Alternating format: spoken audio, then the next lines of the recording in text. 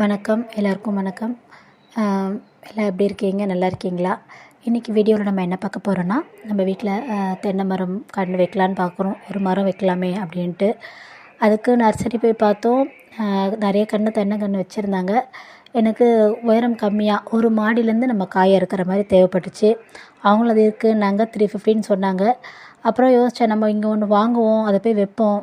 கடைசியில் பார்த்தா அது வானத்தை தொடுற அளவுக்கு உயரமாக இருக்கும். அதனால் எனக்கு தென்னங்கன்று வாங்குறதுல கொஞ்சம் தயக்கம் இருக்குது. ஏன்னா வேறு ஏதாவது ஒரு ரகம் கொடுத்துட்டாங்கன்னா நமக்கு ஈபி ஒயர்லாம் போகுதுங்களா, அதனால் அது இடிக்க போகுதுன்னு சொல்லிட்டு நான் அது வாங்க யோசனை.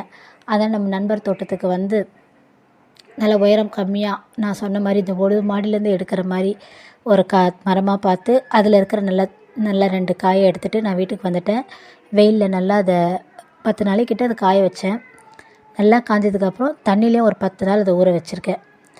அதுக்கப்புறம் நல்லா மண் கலவையாக பார்த்து நமக்கு கொஞ்சம் நிழல் தர இடமா பார்த்து, நல்லா காஞ்சி போய் மண் இருக்கக்கூடாது, நல்லா தளன்னு தண்ணியிலே இருக்கணும்.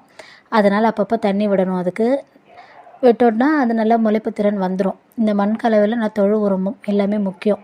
ஏன்னா அப்போ தான் அது சீக்கிரமாக முளைக்கும்.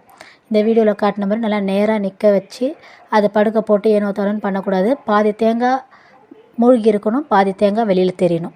இதை வீடியோவில் காமிச்ச மாதிரி நீங்கள் வச்சா அது சீக்கிரமாக 2 மாதமோ இல்லை 3 மாதமோ முளைப்பு திறன் வரும். நான் நம்பி தான் பண்ணுறேன். வந்துச்சுன்னா உங்களுக்கு காமிக்கிறேன். சும்மா ஒரு ட்ரை தானே, எல்லாமே பண்ணி பார்ப்போம். அதனால் நான் வச்சுருக்கேன். இந்த வீடியோ உங்களுக்கு பிடிச்சிருந்ததுன்னா நம்ம சேனலை சப்ஸ்கிரைப் பண்ணுங்கள். இதை நான் ஷார்ட்ஸ்லேயும் போட்டிருக்கேன், லென்த்லேயும் லாங்லேயும் போட்டிருக்கேன்.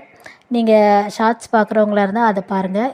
லாங் வீடியோ பார்க்குறதா இருந்தால் இதை கண்டினியூ பண்ணுங்கள்.